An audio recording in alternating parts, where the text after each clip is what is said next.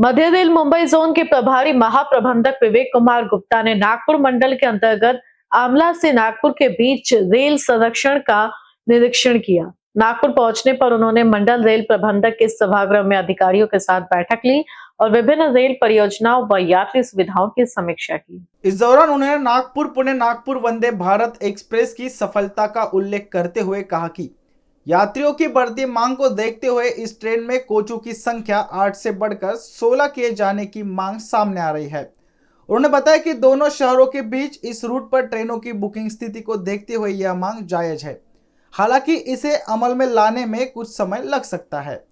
नागपुर से उत्तर भारत के धार्मिक शहरों प्रयागराज और अयोध्या के लिए सीधी ट्रेन सेवा के संबंध में पूछे गए सवाल पर महाप्रबंधक ने कहा कि किसी भी नए रूट पर ट्रेन चलाने से पहले टीओडी ट्रेन ऑन डिमांड सर्वे किया जाता है। इस सर्वे में रूट पर संभावित यात्री संख्या, दूरी और यात्रा समय, साथ ही नई ट्रेन संचालन की क्षमता जैसे पहलुओं का अध्ययन भी किया जाता है। उन्होंने स्वीकार किया कि नागपुर के उत्तर भारतीय यात्रियों की यह पुरानी मांग है और रेलवे प्रशासन को इसकी जानकारी है।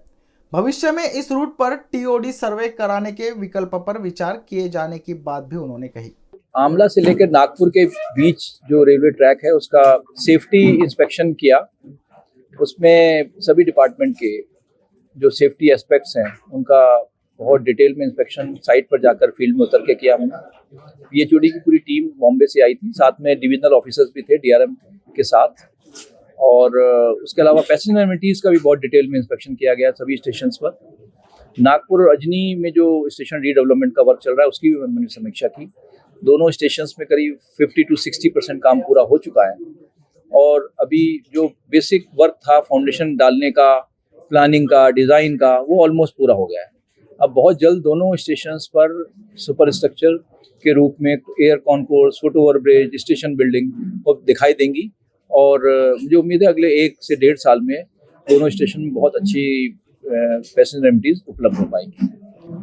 मैंने जैसे बताया कि 1 से 1.5 साल में ये काम आपको बहुत अच्छी रूप में दिखाई देगा, क्योंकि फाउंडेशन का काम बहुत इंपॉर्टेंट होता है लेकिन साथ में कॉम्प्लेक्स भी होता है। हमारे अंडरग्राउंड बहुत सारा केबलिंग नेटवर्क होता है। उस केबल नेटवर्क को क्योंकि एग्जिस्टिंग स्टेशन में बिना से कोई भी व्यवधान किए हुए काम करना है और सेफ्टी के साथ काम करना है, तो एग्जिस्टिंग केबलिंग की सुरक्षा बहुत इंपॉर्टेंट होती है। उसको डाइवर्जन का पहले काम करना पड़ता है, तभी हमें कोई खुदाई करनी पड़ती है।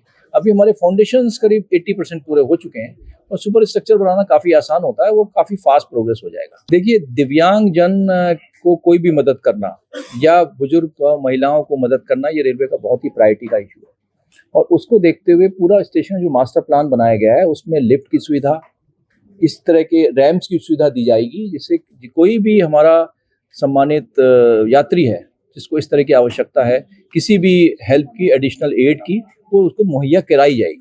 उसके लिए आप बिल्कुल निश्चिंत रहें। Nagpur Mumbai 3rd and 4th का इस तरह का कोई प्रोजेक्ट रेलवे के पास अभी फिलहाल सैंक्शन नहीं था।